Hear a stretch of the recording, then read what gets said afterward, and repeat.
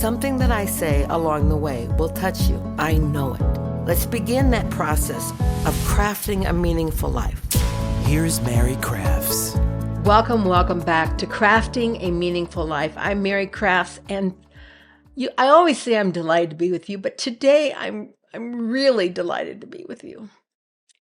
I haven't recorded for 2 weeks, and that's like really unusual for me. I have almost 230 episodes in my series, and I have never missed a week until 2 just gone. And I became ill, and I just had to shut down, turn off, take care of myself, cocoon, and get ready today to step back into life. However, the thing I've learned is I'm stepping back in differently. I'm not stepping back into this crazy whirlwind that I had called life, saying yes to everything, and my things that were important to me tended to be at the bottom of the list. And I don't want that to be the case anymore. I may say no. They might even say no to some of you. But I'm going to say yes to me. Just before I went on this forced hiatus, I had posted on my Instagram and on my Facebook and LinkedIn, different things. What topics would you like me to talk about? I listed 4 topics as optional suggestions, and then, of course, that you could put in anything you wanted.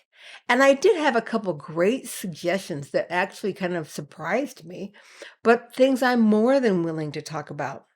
It's probably one of my favorite things to do, to go to a speaking engagement. If it's a small group, I can't do this in a room of 300, but a small group of maybe 30 women or less, or men, and just simply ask them, why did they come here today?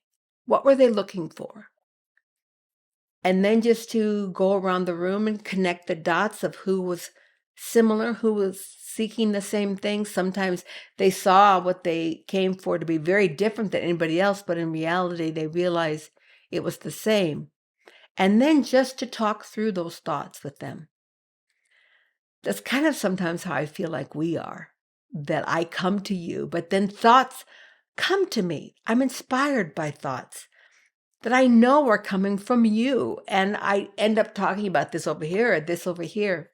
But one of the questions that I posed is, how would you like to develop a more resilient personality to life's ups and downs?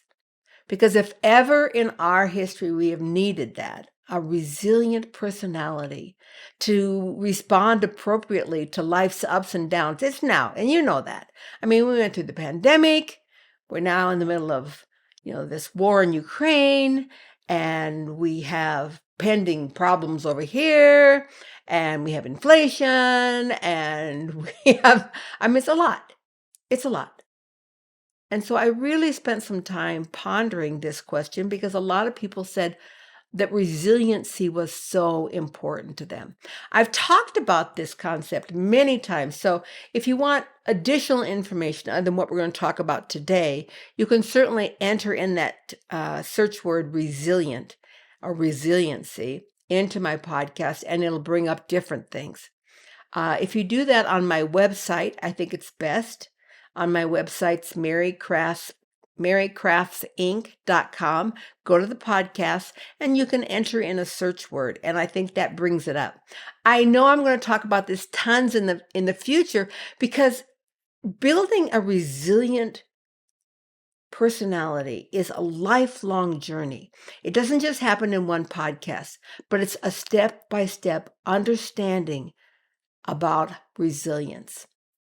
I always think of it as, and I've used this so many times before with you, as that clown doll that's life-size, filled with sand on the bottom, and you just punch it in the face.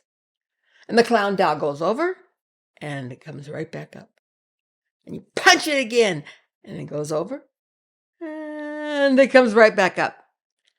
That, for me, is kind of the goal. Now, yes, I would like to be a mobile clown doll that can actually kind of dodge some of those hits in the faces and doesn't have to take it straight on and bang, over it goes. But think how that feels when you spring back up, and the resiliency that you show, not only to the world, but to yourself. And the more you show that to yourself, the more that it builds. And I'm going to talk about a very specific part of how to build resiliency within yourself. There are many different parts to this, but this is one that I think is critical, and oftentimes we overlook in learning about resilient and how to become resilient. It's what I call resilient relationships. Resilient relationships. So let's talk about what they are. Relationships that allow us to build resiliency. And how that happens is that we find ourselves in relationships with all sorts of different people, and opportunities arrive for us to become more resilient within a relationship, whether that be a relationship at work or with your significant other or your children or your next door neighbor or someone at the grocery store. Relationships are one of the best basis for building resiliency. I read a book once by Eric Givens called Resilient, and he was a Navy SEAL. He talked about building resiliency as a Navy SEAL, probably one of the most important characteristics that you can have as a Navy SEAL, that you can go again on the mission and you can stick to the mission, and the mission is the most important, and you become resilient. But how? He told of an interesting story that as you go through Navy SEAL training, and if you know anything about that, you know that that is like hell. They put them through more things than I would ever want to do. But the night before the mission, if you want to leave, you can go to the beach and ring the bell, and that means you're out. And all night long, these Navy SEALs preparing for the worst mission of their life hear people get up and ring the bell. He said, we lost a lot of people that night. Probably 80% rang the bell. He said, but once we were on the mission, no one left. And why? Because someone else was depending on them. Someone else made a difference in their lives. If one of that team member left, everyone knew the mission was in jeopardy. The lives of these SEALs were in jeopardy. And no matter what, you stayed. And no matter what you encountered, you built resiliency and you stayed. Why? Because someone else was counting on you. That's one of the best relationships you can have to build resiliency. People who are depending on you.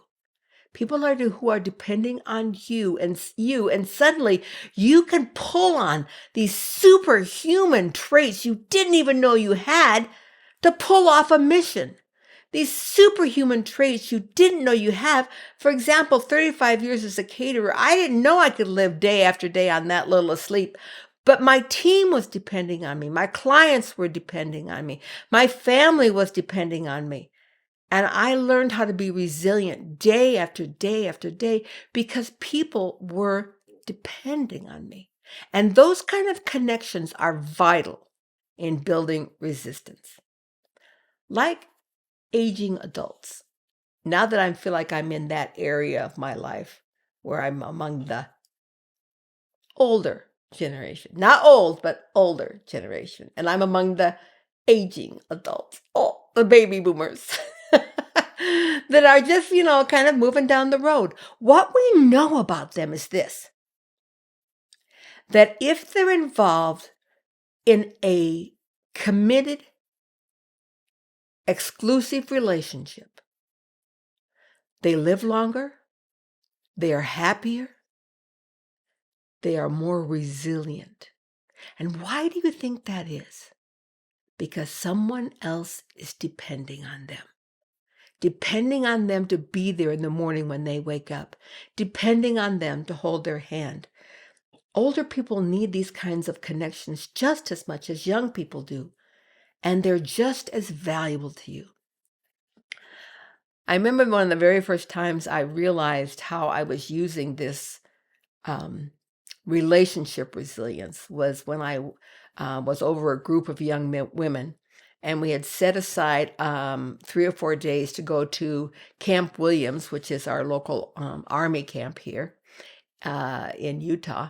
And we were going to go through the actual training boot camp and go through the obstacle course, not the whole thing, but just the obstacle course.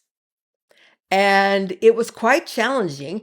There were times I thought like, oh, I can't do that. And then I would think, what if I don't do it? I'm their leader. What happens to the rest of them? We got to the final obstacle, which was to go up this ladder, hand over fist, up and up and up and up and up and up and up. And finally we got into this little platform. And we were to do a free fall. And they harnessed us up, put our carabiner on the loop above, but it doesn't catch until you're almost to the ground. So it literally is a free fall. And you yourself, no one pushes you. You have to jump off the platform. And I remember thinking, well, I better go first, because everyone else was moving to the back of the line. They didn't want to do it. And as I stepped up there, I thought, I'm so afraid of heights. I don't want to do this. I think maybe I'll say, everyone else should go first. I'll play cleanup at the back. And so I turned around to actually say that. And behind me were all these young women with their eyes this big around. And the other women with me, the leaders, were just like, I knew that if I didn't find the courage to jump, the whole exercise would be in vain. People were depending on me to be resilient and to be brave and to set aside my fears. Just the very thought of that caused me to give out a big yell and jump off that platform. Of course, I did pee my pants on the way down. And when I got to the bottom, I was like, to the Army soldier who's waiting down there. And he said, don't worry, it happens to even the guys. I'm like, okay, thanks.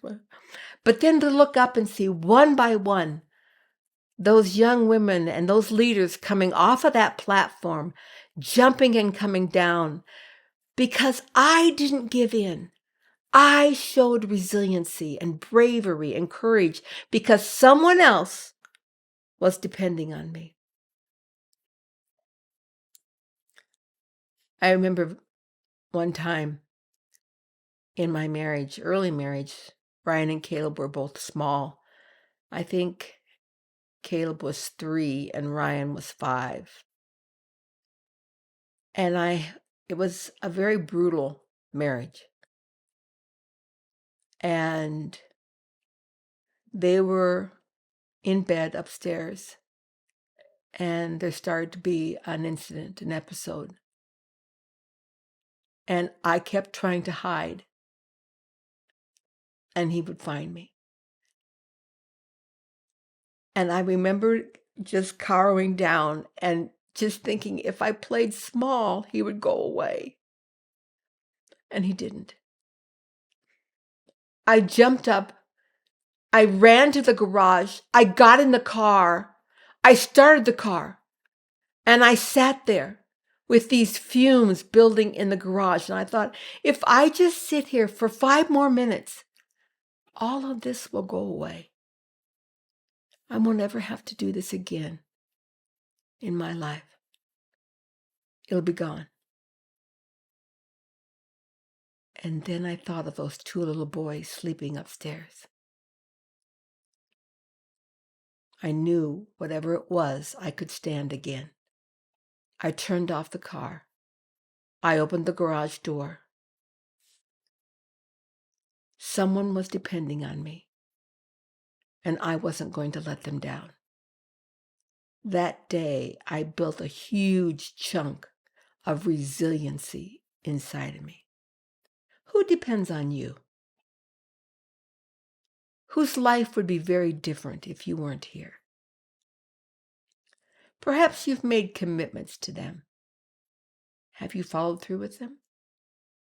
Or perhaps it's just a random act of kindness you'd like to offer to those people who depend on you, whether they be in your family, your spouse, someone at work, your friends, but they depend on you, and you're going to show up no matter what. It's time to let them know that they still can depend on you, that you're still there for them. There are specific ways to build this kind of relationship resiliency. There are. And I've eaten many meals out. And I've eaten meals alone, and I've eaten meals with people. And I can tell you the ones that I eat with people, I remember. And they were so significant to me. And the ones that I ate alone, I can barely remember. If you have, like, one of my favorite things is bread. I love bread. I'm sorry, I have to admit. I don't eat much of it, but I love it. So now you have to order a bread basket. But they used to come to the table. And just to be able to break bread with someone and to talk about the bread and to slather on the butter, because the next day you weren't going to eat that. But tonight you were going to savor it. And I can tell you, it's better when you do it with someone else. That's a relationship. That creates relationship resilience. Things that are better done together than by yourself. As we become more significant to others, our resilience builds. As we become less significant to others, our resiliency fades. In the end, the only thing that matters, the only thing, is our relationships. Doesn't matter your bank account, doesn't matter your things, doesn't matter your car you drive, doesn't matter any of those things. The only thing that matters in the end, the only thing, are our relationships. And yet we put them on hold in pursuit of things. The world is shifting now, and I think we're beginning to see that that's not the case, the acquisition of things, but truly, truly relationships are the most important thing. And they are the only way to lasting resilience. All right, so we're going to talk about some ways to build this relationship resiliency. And the first one I thought of was to surrender all of your one-up relationships. Either where you see someone as one-up and you play down, you play small, or you perceive yourself as one-up and someone else is playing small. Do you know the value in building resiliency if you can get rid of either one of those or both of them? If you can begin to play on a level playing field. Because people who feel less than often play more than. I'm going to say that again because I think it's a significant piece. People who feel less than often play more than. So if they're playing more than and wanting you to be less than, one of the easiest and best ways to disarm them is to give them what they crave. They need to know that they're significant. They need to know that they're enough. And even though sometimes that's the last person in the world you want to compliment, you're like, well, you do. Oh, I love seeing your smile. When I come in a room and I see you over there, I see your radiant smile. It's always so engaging. Now, don't falsely, patronize them. I'm not talking about that. I'm talking about finding something that you genuinely admire about this person and share it with them. you will be amazed at their response. That they just kind of immediately come down and go, thank you. Because people don't share those things with them. What? Because they're always playing one up. Many times I get accolades about who I am or how I talk or different things I've accomplished, and people come up to me and they want to tell me, and I sense that they're putting me in this one up position and they're playing one down. But I quickly disarm that. And the most beautiful experience that I have is when the face lights up from recognition that what I'm saying is true. And someone just this weekend was saying, I love your wisdom. I love your way of communicating with people.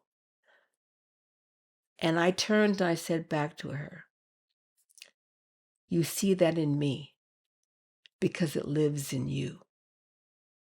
Wisdom lives in you. And you can communicate with that same beautiful connection. And her face just lit up, knowing she trusted me, knowing that those things lived inside of her. She maybe hadn't developed them the way I have, but she can be on the path. If she didn't have them inside of her, she wouldn't see them in me. So you can level up relationships in the same way by letting them know who they are and who you see them as.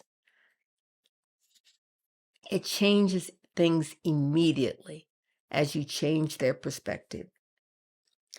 The second thing that I think really can build relationship resilience is to begin to engage with people emotionally. Sometimes we assume our closest family, friends, loved ones, children, whoever, we assume they don't need nurturing. Just like the spouse who says, well, you know I love you. Didn't I tell you that on our wedding day? We just make this assumption they don't need our attention. Well, let me just tell you, they do. And the attention and those relationships that you engage in are way more important than the number of likes you get on social media. If you're concerned about the number of likes you're getting on social media and you're ignoring these relationships that are actually in your life, you've got things turned upside down. That's where resiliency is built, not from superficial likes on a Facebook. People like everything. Scroll, like. They don't know who you are. You don't really have value to them. Sometimes I'll post deep and meaningful things like I did just like maybe a couple weeks ago about being ill. And I only made a couple posts about this. But I started off with talking about how things quickly can change from positive to negative in our lives. And I posted a picture of John and I, and people thought the post was just about John and I. And so they just liked it. A lot of people like. But then there were those people who actually began to read and engage with me. And I responded to every single one of them. All 373 comments got a personal thing from me because I was important enough to them to engage with me. I never look at the number of likes. I only look at the people who have taken time to engage with me. All significant relationships, all, will dissolve unless you give them attention and care and effort. I'm kind of a people watcher. Like I love to do it at restaurants. I love to do it at airports. I used to do this when my daughter was little. We'd sit in an airport and wait while we're waiting for a flight. And I'd say, find me someone who is really happy. And then she goes, that person right there. See, look, they're really happy. And then I'd say, find me someone who is feeling sad. She'd look, right there, that person is sad. Find me someone who's excited about where they're going. Look at that family. They're so excited about where they're going. They're probably going to Disneyland. Find me someone who is dreading where they're going. That person right there. they're not excited about traveling. And we would people watch. And we would find that we could understand a lot of people's hurts. Why people looked so sad when they were walking through the airport, or why they were so excited. And I love to people watch at restaurants. I used to love to go to sidewalk cafes in Europe. And we would go out there, we would sit at the sidewalk cafe. And the one thing that was so profoundly different from the European sidewalk cafes to having dinner any place in the United States was that they weren't immersed in their cell phones. And they were actually talking with each other and laughing and engaging and enjoying being outside and the delicious food that was in front of them and sharing bites and breaking bread. Yum, yum, yum. And I began to really hate dining in United States, where people always just had their noses buried in their cell phones, and there was no interaction at the table.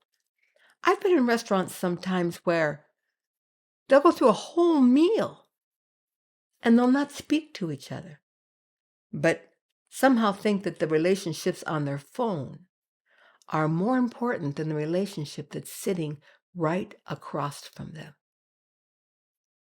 We have a rule at my house on Sunday dinner. Those phones have to be put away and not gotten back out at least until after dinner. We just don't have it. I'm not going to sacrifice my time with my children and my grandchildren to somebody else's being more important. What message do you give to people with your social media account? Emotional disengagement is a resilience sucker. If you disengage from people emotionally, your resilience, no matter what you've built, will be sucked from you. And one of the worst experiences I had was to travel back to Europe several years later, which has now been probably 15 years ago, and to see that Europe was now taking up our methods of communication. And there they were at this beautiful cafe outdoors in the heart of Italy, for example, or in Paris. And the food in front of them is magnificent. And the opportunity to be there just completely joyous. And yet, what were they doing? This phone and those relationships were more important to them than the person directly across from them. If that's something you are guilty of, step up, own it. You can change it. You can find emotional resiliency in those beautiful relationships. We just simply need to turn to each other. That's it. It's a simple thing. Rather than turning to this, turn to each other. Engage each other. It's the biggest power booster that you can have to build your own personal resiliency. You may not think that that has anything to do with this, but they are intricately connected. Have you ever felt you were lonely when you were right next to somebody? Maybe you were even laying in bed with your spouse or partner and you felt lonely? That's a sign. Just turn to them. And one of the things you can do is to simply ask them, I want to be more connected to you, and I want you to be more connected to me. What are some things that I can do that would create that?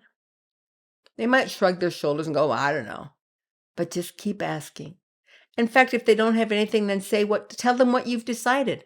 Well, you know, one of the things I've decided that would build emotional attachment and resiliency between us is if I made a commitment to you that when we go out to dinner or really any activity, I'm going to put my cell phone on mute and I'm going to put it in my purse so that you know you are the most number one person in my life.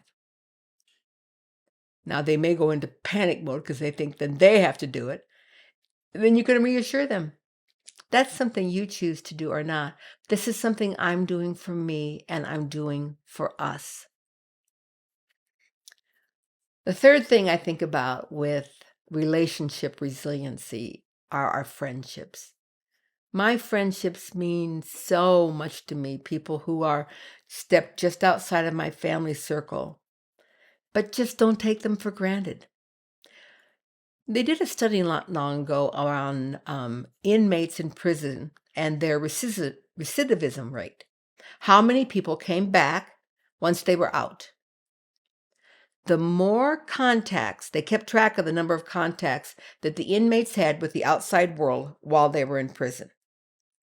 And the more contact they had while they were in prison with the people on the outside, family, friends, connection, clergy, whoever, the lower the rate of recidivism. I don't know why. I know that word very well. Recidivism. I was a parole officer, for crying out loud. I know that word. Just a tongue twister. And so if that's how it is with inmates, how do you think it is with us? If you have a child that is constantly doing poorly in school, the more connection they have to you, the better they'll do in school. If you have a child who is going through anything, it may seem like they want to distance from you as far as you can, but that is the great lie. They really want to be embraced by you. Ask yourself these kind of great relationships. I call them champions. Being a champion is completely different than being a cheerleader. A cheerleader is when you cross the finish line, people cheer for you. Yay, you did a great job. You're fabulous. Or when you get an A on a test, good job. Oh, I know you're so smart. You're doing great. Or when you get an award. I just like, oh, wow, you are amazing. That's a cheerleader. But a champion is somebody who sees you at your worst and continues to believe in who you are. I recently had this experience with John. When everyone was just cheering me on for all the greatness I was doing, and yet I was getting sick and sicker. And he saw me at my very worst. And yet he kept reminding me who I am, and what's ahead of me in my life, and how great I am. That's a champion.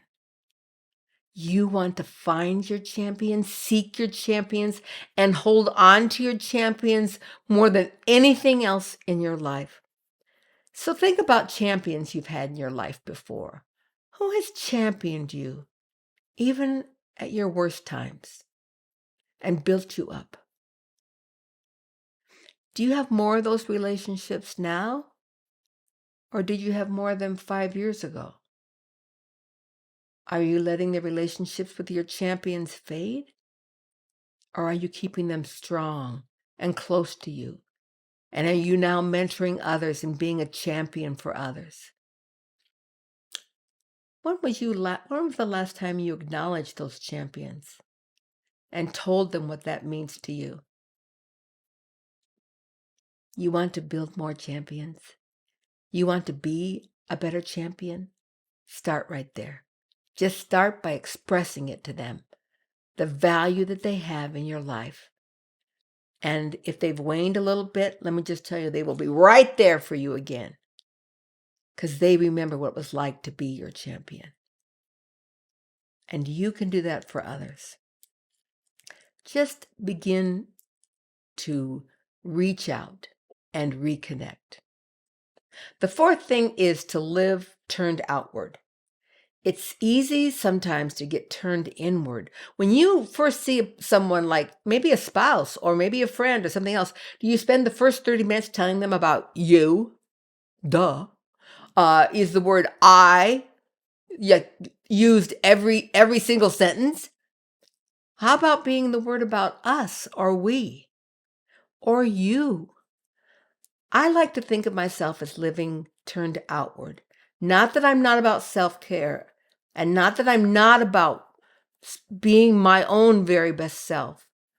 But once that process is in place, it builds resiliency in me to live outward. Just to do random acts of service, spontaneous. And so I oftentimes just focus my intention on, in the morning when I get up, And I open my arms and I say, show me those that I might be of service to. And my mindset now and my eyes see differently. I show up at a grocery store. I hold the door for someone. I say thank you to the bagger. I wish someone a good day. It's especially valuable at an airport. The TSA people never get any smiles or laughs. I'm like, hey, how's your day going? I bet it's hard being shorthanded, isn't it? Wow, I can't imagine staring at that screen and trying to pick out the things that are dangerous. You're doing a great job at that. People just don't expect that. But that's living outward. And the power of just simply a smile is like when I smile at somebody, they know they've been smiled at. It's a big smile. It's not just that little, it's like, oh. All right. Building relationship resiliency. Number 5. Put down the device and back away. I'm serious. I have to admit I've been addicted, but I'm much less so now. I still have a ways to go. I've been addicted. I used to tell my salespeople when I was working still and the CEO at Culinary Crafts, I would tell the salespeople, when you're in a sales meeting, keep that phone on mute and put it in your purse. Never have a phone sitting on the table between you and a client, because even subconsciously having it there, they know that that phone and whatever might come in on that phone and whoever it's from is more important than they are. And I try to apply that principle. Sometimes I have my phone out when I'm at a restaurant just to remind me to take pictures. One moment, nobody eat anything. All right, now you can eat. And sometimes that I don't take pictures. I put my phone away because I've realized what that saying is. I know you all want to eat. I know you're all very hungry, but my photos for social media are more important, just so you know. And so I don't take anywhere near as many photos as I used to, simply because of the messages I'm sending through that device. The power of mindfulness, being present, being mindful of how your actions are affecting other people, being fully present in their lives allows you to be fully present in yours. So what message are you sending with your device? Think about it. Be honest.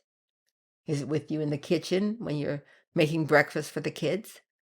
Is it with you on your nightstand when you're getting ready to make love to your partner? Is it with you when you're driving and that's more important than you and everyone else being safe on the road? What messages are you sending? I would advise you to set aside, at a minimum, 1 hour a week without that phone. Go for a walk without it. Read a book without it. Spend time with your significant other without it. And that you begin to realize that what's right in front of you is way more important than that phone could ever be. The 6th thing that I think builds resiliency in that relationship arena is be vulnerable, be real. I've talked about vulnerability so many times, about being emotionally naked. And that's how we get closeness with each other. If you want to be close to somebody, step out of your comfort zone. Share something with them you've not shared before. It doesn't have to be any deep, dark secret, but just one step down, a little bit out of your comfort zone. I believe that it's only possible to build that kind of relationship and to build your resiliency when you stop hiding. As long as you're still hiding, you can't have that kind of relationship, or you can't build resiliency from it. So ask yourself, who are you still hiding from? Are you still hiding from your mom? Are you still hiding from your dad? Are you still hiding from your spouse, your children, your closest friends, your boss? Who are you hiding from? And it's time to take one step out of the closet and to show yourself who you are. I have found that the more willing I am to do this, the more people want to embrace me for realness. I get more comments about that on my podcast. Mary, you just like bare your soul. I'm like, yeah, how else are you going to know me? How else are we going to be able to build a great relationship? How else are we going to build resilient people if we're hiding? It's not even possible. The other day, John and I had an evening on the couch here. And we've had so many evenings like this, in Ireland, just at a sidewalk cafe, here, on a walk. And every time afterwards, I think, this is as close as I've ever been to anyone. And we shared things on a level I've never shared with anyone. This is what love is.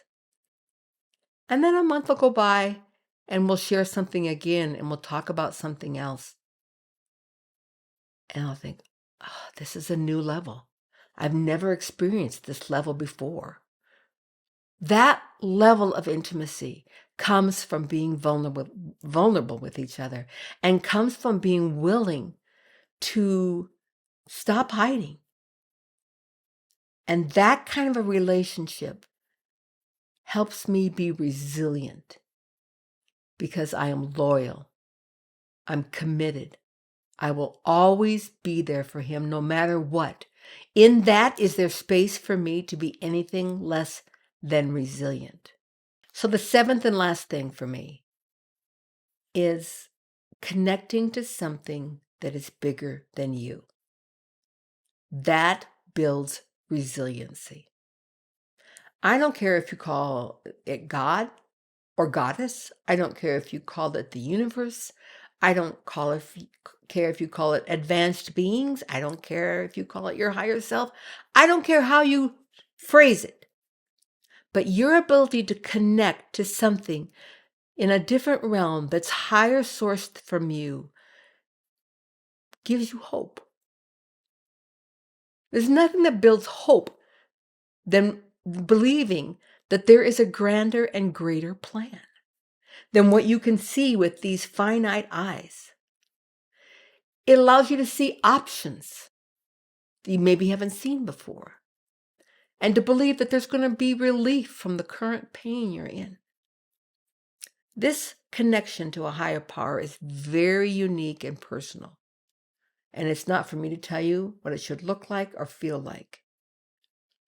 But I want you to do something each day to connect to that higher power, whatever it is.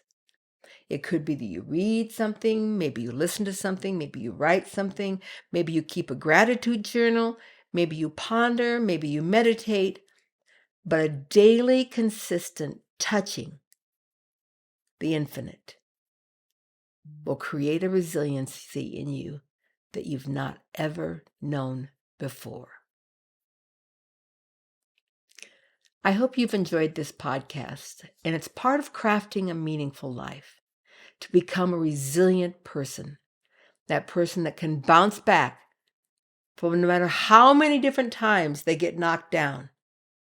They bounce back, and they bounce back stronger than when they first began.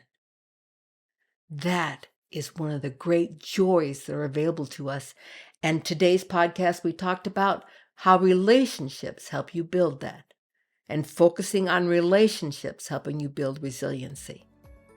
There's lots more steps I've talked about before, some more to come, but for today, that's enough. Until next time, let's be about crafting our meaningful lives. Namaste.